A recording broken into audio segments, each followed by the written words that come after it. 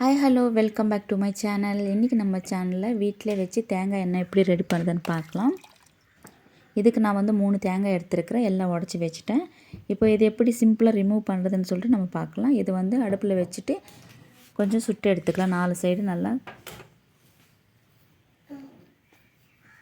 இப்போ இது நைஃப் வச்சு இந்த மாதிரி குத்தி எடுக்கலாம், இல்லைன்னா தட்டியும் எடுக்கலாம் சிம்பிளாக. இல்லைன்னா தண்ணிக்குள்ளே ஒரு 5 நிமிஷம் வச்சாலும் அது தானே ரிமூவ் ஆகிட்டு வரும். இந்த மாதிரி தட்டி எடுத்துட்டேன். இப்போ நான் இதே மாதிரி எல்லாம் எடுத்துக்கலாம். இப்போது இதெல்லாம் வாஷ் பண்ணிவிட்டு பீஸ் ஆகிட்டு கட் பண்ணிக்கலாம்.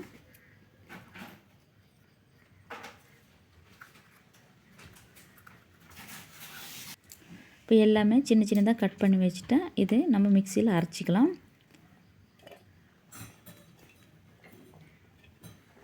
மிக்சியில் அரைக்கிறப்போ கொஞ்சமாக தண்ணி ஆட் பண்ணி இதை அரைச்சிக்கணும், இல்லைன்னா மொத்தம் பேஸ்ட் ஆகாது. பார்த்திங்கன்னா தண்ணி ஆட் பண்ணதுனால நல்லா பேஸ்ட் ஆகிருக்குது. ரொம்பலாம் தண்ணி ஆட் பண்ண வேணாம், கொஞ்சம் ஆட் பண்ணி மிக்சியில் அரைச்சா போதும். நான் எல்லாத்தையும் அரைச்சி வச்சுட்டேன். இப்போ ஒரு நல்ல கிளாத்து எடுத்துகிட்டு அதில் நம்ம வடிகட்டி எடுத்துக்கலாம்.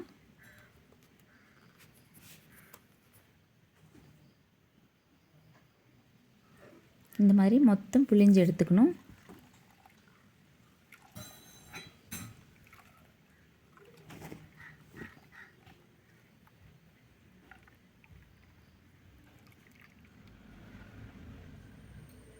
எல்லாம் நல்லா பிழிஞ்சு எடுத்துக்கிட்டால் மொத்தத்துக்கு நம்மளுக்கு இந்த அளவுக்கு தேங்காய் பால் கிடச்சிது. இது கொண்டு போய் அடுப்பில் வச்சுட்டு நம்மளை காய்ச்சி எடுத்துக்கலாம்.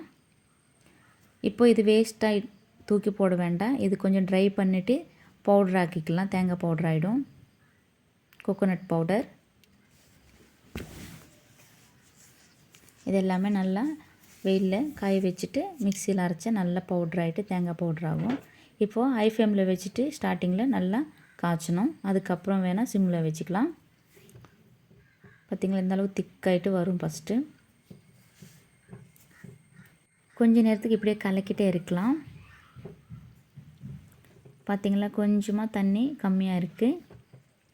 இப்போ பார்த்திங்கன்னா நான் ஸ்டவ் சிம்மில் வச்சுட்டேன். கொஞ்சம் டைம் எடுக்கும், ஆனால் ப்ராசஸ் கொஞ்சம் கஷ்டம்தான். ஆனால் ப்யூர் கோகோனட் ஆயில் வேணும்னா நம்மளுக்கு கொஞ்சம் கஷ்டப்பட்டு தான் ஆகணும்.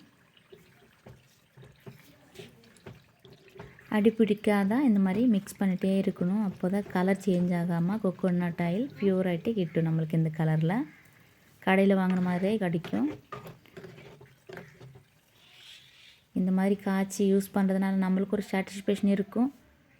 அதே மாதிரி குட் ஃபார் ஹெல்த் அண்டு ஹேருக்கு. நம்ம குக்கிங் செய்கிறப்போ கூட இது யூஸ் பண்ணிக்கலாம், நல்லா ஹெல்த்தியாக இருக்கும்.